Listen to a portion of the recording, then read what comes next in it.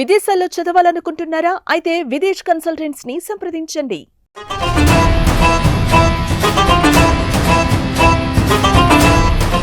ఛత్రపతి శివాజీ మహారాజ్ కుమారుడు శంభాజీ మహారాజ్ లైఫ్ స్టోరీని బేస్ చేసుకుని తీసిన చావా హిట్ టాక్తో రికార్డ్స్ని కొల్లగొడుతుంది.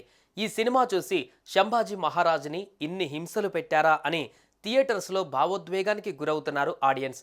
కానీ హిస్టరీ పరంగా చూస్తే శంభాజీ మహారాజుని సినిమాలో చూపించిన దానికన్నా దారుణంగా 15 రోజుల పాటు హింసించి హతమార్చారు.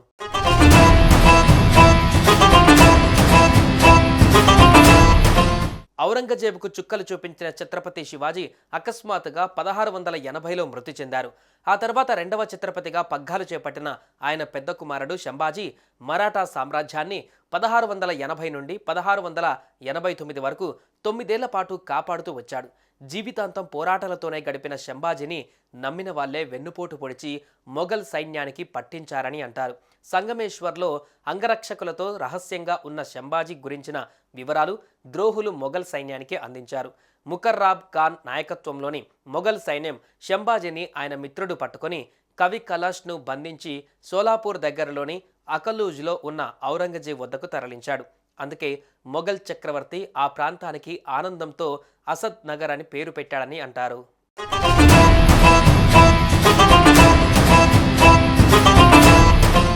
శంభాజీ కంటే ముందు మొఘల్ సైన్యం పట్టుకున్న బీజాపూర్, గోల్కొండ సుల్తాన్లకు ఇచ్చిన మర్యాద కూడా శంభాజీ మహారాజుకి ఇవ్వలేదు ఔరంగజేబ్. కనీసం వాళ్ళిద్దరిని దౌలతాబాద్ కోటలో బంధించాడు. కానీ శంభాజీ మహారాజు పట్ల తీవ్రమైన క్రూరత్వాన్ని చూపించాడు. శంభాజీ అతని సలహాదారు కవికలాష్ను ఔరంగజేబ్ సేనాని ముకర్రాబ్ ఖాన్ సంగమేశ్వర్ వద్ద కుట్ర చేసి బంధించాక వారిని ఒంటెలకు కట్టేసి రాళ్ళు పేడ విసిరి అవమానించారు. మరాఠా సామ్రాజ్యంలోని కోటలన్నిటినీ తనకు స్వాధీనం చేసి మతం మారితే శంభాజీని వదిలేస్తానని బేరం పెట్టాడు మొఘల్ చక్రవర్తి. తన గొంతులో ప్రాణం ఉండగా మతం మారనంటూ శివుణ్ణి కీర్తించాడు శంభాజీ. దాంతో వారిని 40 రోజుల పాటు జైల్లో ఉంచి చిత్రహింసలు పెట్టారు. కనుగుడ్లు, గోర్లు పీకారు. బతికుండగానే చర్మం ఒలిచారు. ఏం చేసినా మతం మారనని, ఒక్క కోటను కూడా స్వాధీనం చేయనని ధైర్యంగా చెప్పాడు. చివరకు మార్చి 11, 1689న అసువులు బాశాడు. అంతటితో ఔరంగజేబ్ కోపం చల్లారలేదు. శంభాజీ శవాన్ని ముక్కలు ముక్కలు చేసి నదిలో పారేయమన్నాడు. అక్కడికి దగ్గరలోని వధు గ్రామస్తులు నదిలోకి దిగి శంభాజీ శరీర ఖండాలను వెతికి దొరికిన వాటిని అతికించి ఘనంగా అంతిమ సంస్కారాలు జరిపించారు.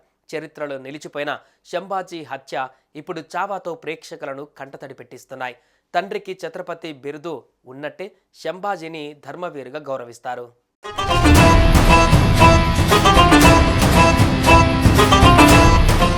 సుమన్ టీవీలో మీ పర్సనల్ అండ్ బిజినెస్ ప్రమోషన్స్ కోసం కింది నెంబర్కి కాంటాక్ట్ చేయండి.